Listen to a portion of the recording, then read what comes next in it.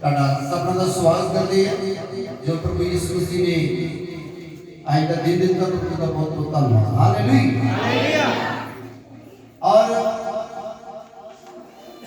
परमेश्वर का आज का वचन सुनना है, प्रभु बरकत देगा। हालेलुया।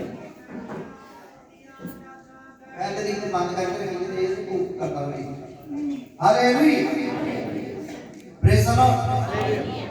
परमेश्वर का वचन पूरे ध्यान ਨਾਲ सुनना।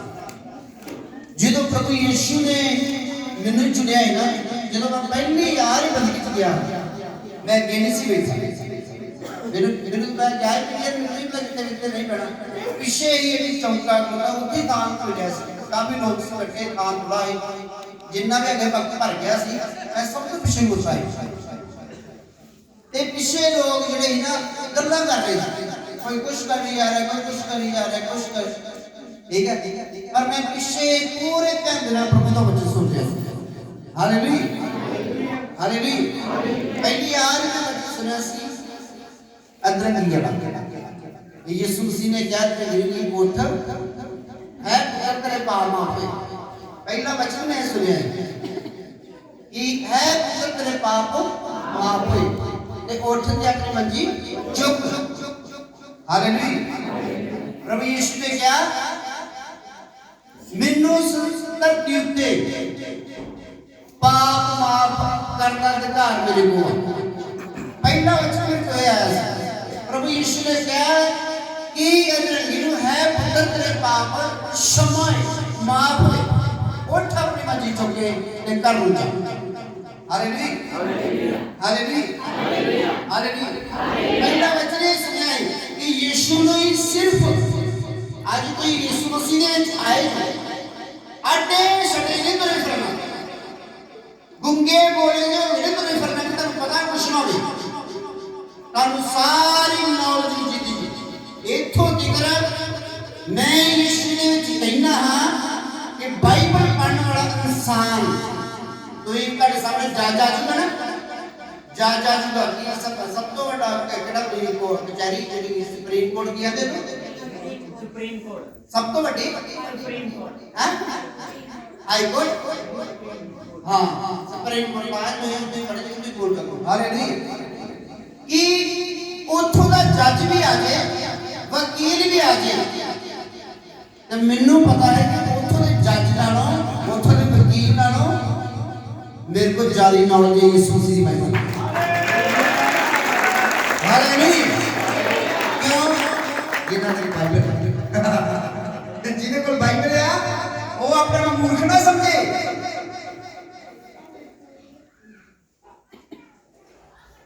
कहा सुरत संभालो, सुरत में जाओ, तब सुरत में जाओ की लोड़ है। जिनको बाइबल है ओदे सामने सारे जज, सारे वकील, सारे मुलाजम फेल। जिन्हें कोल बाइबल का वचन है, जिन्हें कोल बाइबल का बाइबल का खान के बारे दसती, बाइबल तुहानू कैदे घर जान बारे दसती, किंदा कैदे घर जाना, बाइबल तुहानू बैठने बारे दसती है। ठीक है। बाइबल तुहानू इज्जत बारे दसेगी, तुहानू बेइज्जती बारे दसेगी, आ करेगा तेरी इज्जत होगी, आ करेगा तेरी बेइज्जती होगी। बाइबल नू पढ़ने वाला इंसान मान लो तुसी तुहानू अपनी बदली चोंदे तुहानू बार-बार सेवादारी कहना पुराने को नहीं करना इतने ते तुहानू फिर भी टाइम की जांच ना होई, तुहाडे कोल बाइबल नहीं है, घर जरूर हो सकती है पर तुहाडे हिरदे विच नहीं है। मूसा पता की कहंदा आंदा पानी तुहाडे कोल आ, आंदा जे वचन तुहाडे कोल ना हुंदा ना तुसीं कहना ही तुहाडे वास्ते समुंदर तो पार कौन वचन लेके आऊगा। ठीक है। आकाश किते साडे कोल वचन हुंदा ना आकाश विचों सानू वचन लेके देवे, आंदा बाइबल तुहाडे कोल ही है, ना ही तुहानू समुंदरों पार जाने की लोड़ है, ना ही आकाश में जाने की लोड़ है, बाइबल परमेश्वर तुहाडे कोल भेज दी है। हालेलुया। हालेलुया।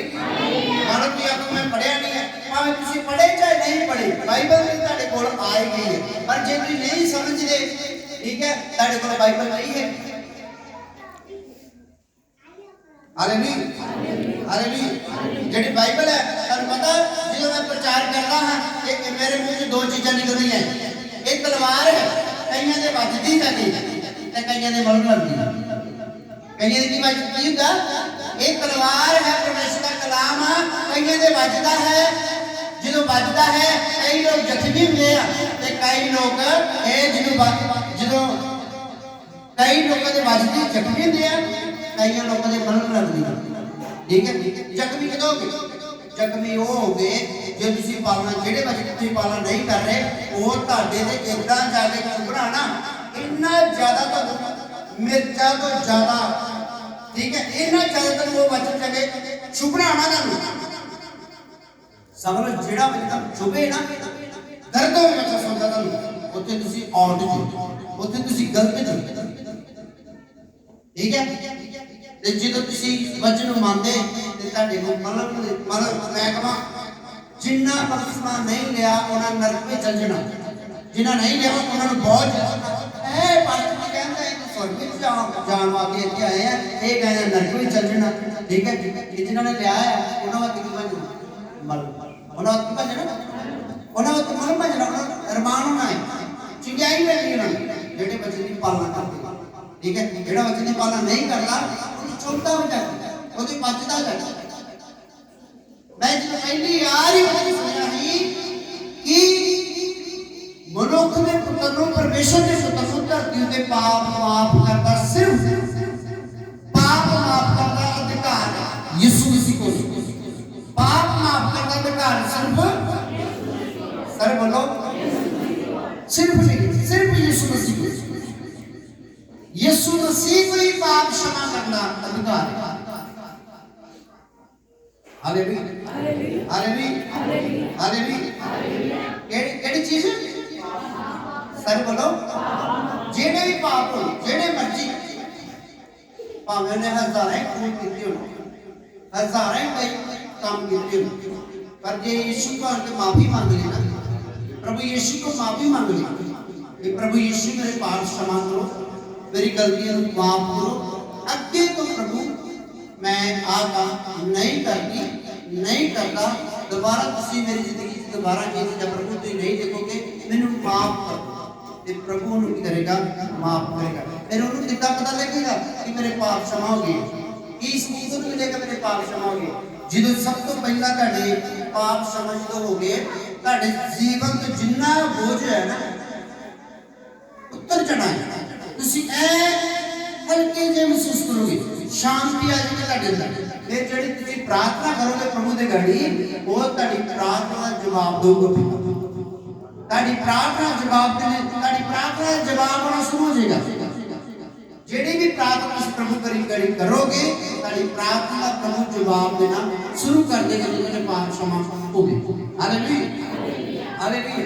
सिर्फ यीशु को धरती के पाप माफ करना की है सर बोलो की है बोलो अधिकार है यीशु को पाप क्षमा करना सिर्फ यीशु मसीह इंसान के पाप जड़े क्षमा कर सकता है यीशु मसीह गलतियां माफ कर सकता है और कोई गलतियां नहीं माफ कर सकता ना कोई पैदा होया है ना कोई पैदा होगा सिर्फ इको ही है जो गलती को माफ करता है इको ही जो अपराध क्षमा करता है इको ही जो पापों को माफ करता है अपने लहू को देता है उसका नाम यीशु है और यीशु के नाम का है पापों को क्षमा देने वाला पापों को छुटकारा देने वाला।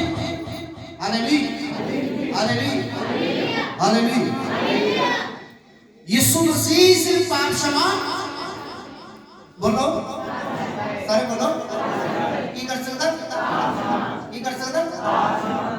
ते बाइबल च लिखा है तुसी मानो भले काम करो